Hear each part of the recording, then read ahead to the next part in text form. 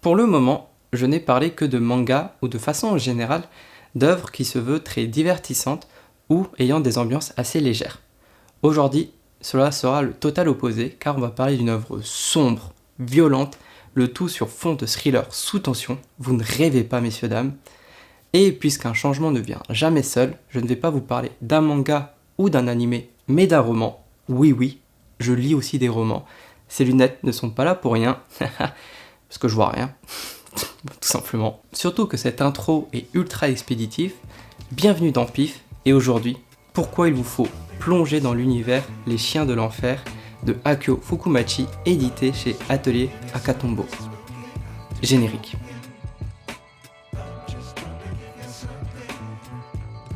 Je vais prendre la pause quelques instants, car avant de vous présenter Les Chiens de l'Enfer d'Akio Fukumachi, je vais vous parler de moi pendant quelques instants. Il faut savoir que je suis un homme très basique, car j'apprécie les polars et les thrillers. Attention, ce sont bien deux genres de littérature très différents. Et cerise sur le gâteau pour m'acheter, si cela se mélange avec de la pègre ou le milieu de la pègre occidentale ou asiatique, alors là, vous m'avez conquis. L'année dernière, j'avais un train à prendre avec plus de 5 heures de trajet. Et pour m'occuper, je me suis dit, tiens, si j'allais acheter un roman dans la librairie d'à côté de la gare pour m'occuper une partie du trajet. Donc je me balade et je tombe sur la couverture Les Chiens de l'Enfer. Intrigué, je lis le synopsis. Et avant même que je m'en rende compte, j'étais au sein du Wigo en train de dévorer le roman. Oui. Et là, comme dans chacune de mes vidéos, vous allez me poser cette fameuse question qui est « Mais qu'est-ce que c'est que ce synopsis si envoûtant ?» Très bonne question publique, je vais vous le lire de ce pas. Dans les pires moments, Shogo Kanetaka doute de pouvoir retrouver son ancienne vie de policier. Afin d'infiltrer un important gang, il a dû changer de nom et de visage.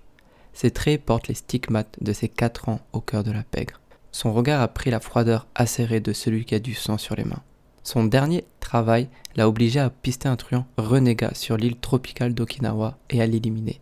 Mis à part son supérieur direct à l'anti-gang, ses anciens collègues ignorent qu'il est passé de l'autre côté. Et pour cause, la méthode est totalement illégale. Si Kanetaka a appris une chose, c'est que les Yakuza sont rois en matière de collecte d'informations. Plus le temps passe, et plus son identité risque d'être révélée. Confronté au plus puissant caïd de Tokyo, réussira-t-il à mener sa mission à bien ? Je vous préviens maintenant, ce roman n'est pas à mettre dans tous les yeux ni devant toutes les mains. Vous avez compris, j'ai inversé les deux mots dans l'expression. Ce faisant, nous allons avoir notre lot d'hémoglobine, d'adrénaline, de violence, donnant envie aux âmes sensibles de sauter certaines lignes ou certains passages. Car oui, dès la scène d'ouverture, nous sommes propulsés d'une situation palpable, une tension intense. Et nous comprendrons très vite à quelle sauce nous allons être cuisinés par Akio Fukumachi à l'intérieur de ces 460 pages. L'auteur arrive à dépeindre une ambiance ultra sanglante du milieu de la pègre japonaise au travers des différents conflits des différents clans, notamment celui du clan Tosho.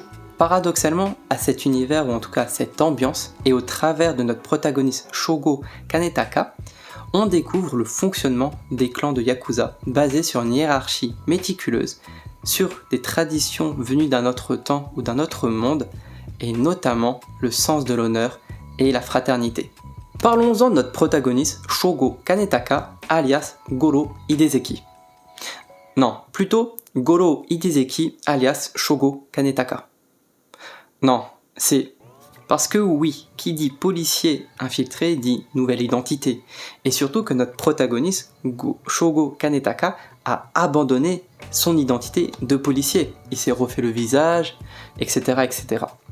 Et c'est là une des forces de l'œuvre. Car au-delà de cette violence omniprésente pouvant représenter le milieu de la pègre japonaise, nous voyons, ou devrais-je dire, nous vivons réellement le quotidien de Shogo Kanetaka, son stress sans fin et cette peur de se faire démasquer tous les jours, les choix moraux qu'il devra faire sans cesse et aussi assister, voire participer à cette violence qui le révulse autant à tel point qu'il en vomit quand il est seul. Et à chacune des pages, notre protagoniste se demandera s'il pourra redevenir un jour Goro Hidezeki, le policier, ou il sera à tout jamais Shogo Kanetaka, le Yakuza, ayant du sang d'enfants, femmes et hommes sur les mains et dont la mémoire de chacun sera gravée au tréfonds de son âme. Et cette dualité est parfaitement maîtrisée par l'auteur Akio Fukumachi. Par ailleurs, l'ensemble de ces éléments rend les personnages et les situations réelles. On ne doute pas une seule seconde de ce qu'il est en train de se passer dans les pages, malgré par moments des scènes folles. Je me limite juste au mot folle.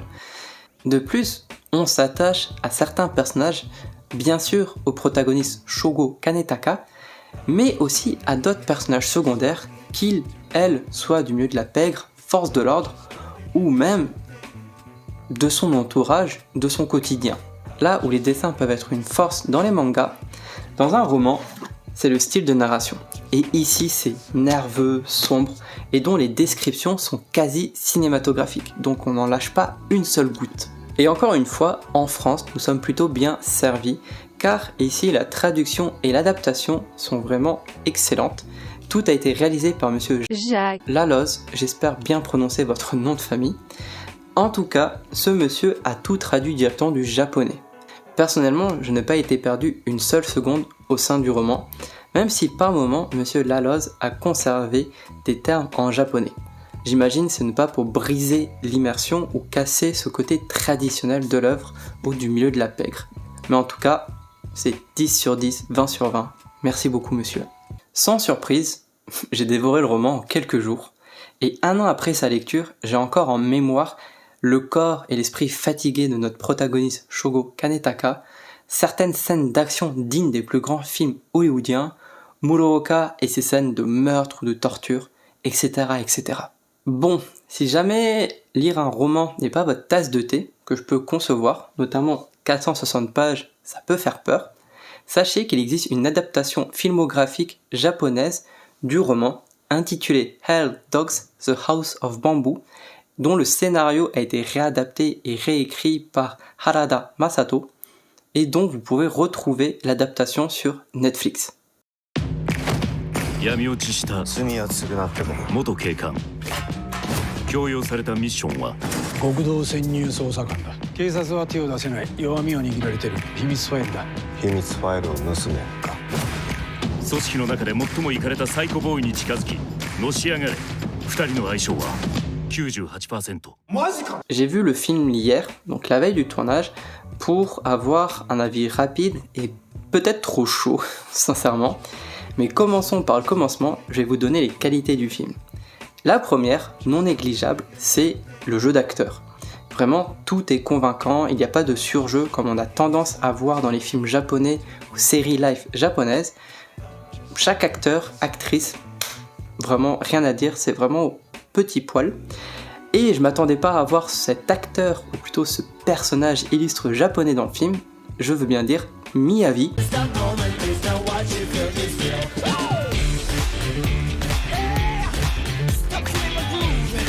Qui joue du coup le chef du clan. Et ben franchement, monsieur, vous savez, il y a de très belles nuances, etc. Très bon acteur. Voilà pour les qualités du film. Jeu d'acteur et aussi une bonne représentation de l'ambiance, on dirait un peu énervé, nerveux, qu'on peut retrouver dans l'œuvre. Maintenant, on va parler des défauts. C'est tout le reste, sincèrement.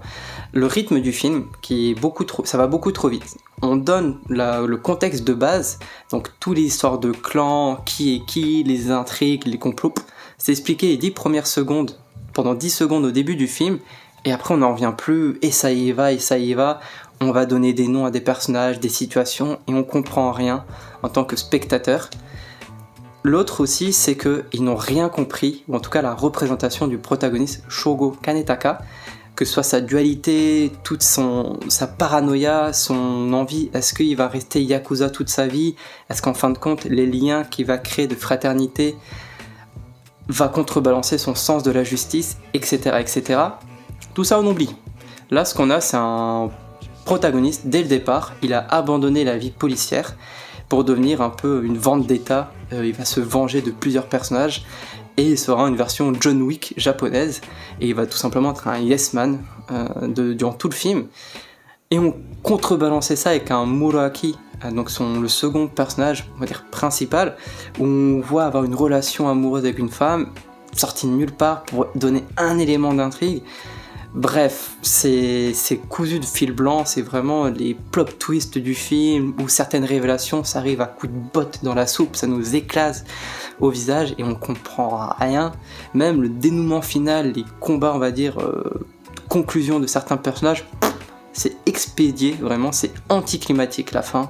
C'est dommage, vraiment, j'avais le point serré, chaque fois je devais mettre en pause, dire eh ben, ah ouais, ils ont fait ça de cette scène, ah ouais, ils ont réadapté ça. Et encore une fois, je peux comprendre que l'exercice est difficile de adapter un roman de 460 pages en un film de 2h20 ou 2h15 et qu'il faut faire certains choix scénaristiques, mais dès le départ, que soit la scène d'intro du film est très différente de la scène d'ouverture du roman et ce qu'ils ont fait tout simplement du protagoniste, parce que on n'a aucune pensée du protagoniste. Enfin, on en a une seule au bout de 50 minutes pour nous expliquer que le chef du clan vit dans une maison protégée par 10 autres Yakuza. Voilà, c'est la seule pensée du protagoniste durant tout le film. Et on ne voit à aucun moment cette fatigue qui lui pèse dans son quotidien de policier infiltré de plusieurs années. Dans le film, que d'un an. Il est infiltré que depuis un an, dans le roman de plus de 4 ans. Donc bon, en tout cas, c'est un bon film d'action, beaucoup moins en termes de thriller. Je sais pas si je peux vous le recommander, soyons honnêtes. Quoique, essayez-vous. Si vous appréciez le film, alors vous ne pouvez qu'aimer le roman. Si vous avez vomi vos tripes devant le film, vous avez détesté, foncez lire le roman, il est beaucoup mieux. Donc dans tous les cas, lisez le roman. Voilà. Si jamais l'univers vous intéresse, mais que vous ne voulez pas lire 460 pages ou voir un film de 2h20 qui réadapte très bizarrement le roman, sachez qu'il existe aussi une adaptation manga uniquement disponible au Japon et pas encore en France, intitulée Hell Dogs, Jigoku no Hinutachi, où au scénario nous avons toujours Akio Fukumachi et au dessin Keita Iizuka. Ce dernier est connu pour avoir fait les dessins du manga spin-off Gantz J. Pour le bien de cette vidéo, je me suis sacrifié pour vous. C'est absolument faux, c'est une excuse, mais j'ai lu les premiers chapitres du manga et c'est une sacrée claque. Je ne connaissais pas le mangaka, ou en tout cas le dessinateur Keita Iizuki, mais monsieur, vous dessinez super bien, vous savez retranscrire parfaitement cette tension, cette nervosité et surtout l'angoisse infernale de notre protagoniste. Franchement, incroyable, j'avais qu'une envie, c'était de lire la suite, mais je me dis, calmons-nous, parce que j'ai une vidéo à écrire, plein de choses à faire. Et en plus, le manga est fini en 5 volumes au Japon, donc peut-être qu'on aura une édition en France, ou je l'espère, je croise les doigts, croisons les doigts tous ensemble.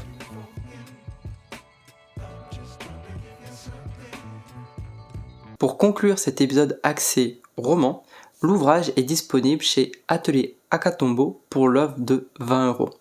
Je sais que ça change des prix habituels de manga qui sont souvent autour de 7 ou 8€. 20€ d'un coup, ça peut faire peur, mais cela les vaut largement. Rien que pour le travail de la traduction et l'adaptation réalisée par Monsieur Laloz. Aussi pour avoir un ouvrage narrant dans l'univers de la pègre japonaise, un excellent thriller, réellement, vous allez subir le syndrome du page turner, vous avez qu'une envie, c'est de lire la page suivante, Et aussi, c'est vrai que j'en ai pas spécialement parlé, j'aime beaucoup ce qu'ils ont fait dans chacun des romans disponibles chez Atelier Akatombo. Ils ont fait des petites illustrations, voilà, à l'intérieur des couvertures. Je ne sais pas quelle est l'appellation de cet ouvrage dans un roman, mais voilà, moi j'aime bien. Encore une fois, je suis quelqu'un de basique, hein, il m'en faut peu. Et voilà. Bref, il va faire chaud très vite et on aura tendance à vouloir plonger dans la mer ou à la piscine. Et si à la place vous plongez dans l'univers de Les Chiens de l'Enfer d'Akio Fukumachi, vous n'allez certes pas revenir indemne, mais en tout cas vous allez passer un agréable moment. Et si jamais vous avez un prochain trajet qui fait plus de 5 heures de route en train, en bus, en avion, procurez-vous aussi ce livre. Je confirmerai par message ou par voix off si le roman est disponible en numérique via Kindle. Réponse ici. Personnellement, je ne connaissais pas ou je connais très peu cette maison d'édition. En regardant un peu leur catalogue, il y a un autre roman qui me fait terriblement de l'œil, Le Requin de Shinjuku. Mais si jamais vous avez d'autres œuvres, manga, animés, séries télé, films, romans, où l'intrigue ou la thématique est le milieu de la pègre japonaise, ou thriller, n'hésitez pas à me le partager en commentaire. Et voilà. Voilà, on va se quitter là-dessus. Profitez de la fin du mois de mai. La bise. La bise.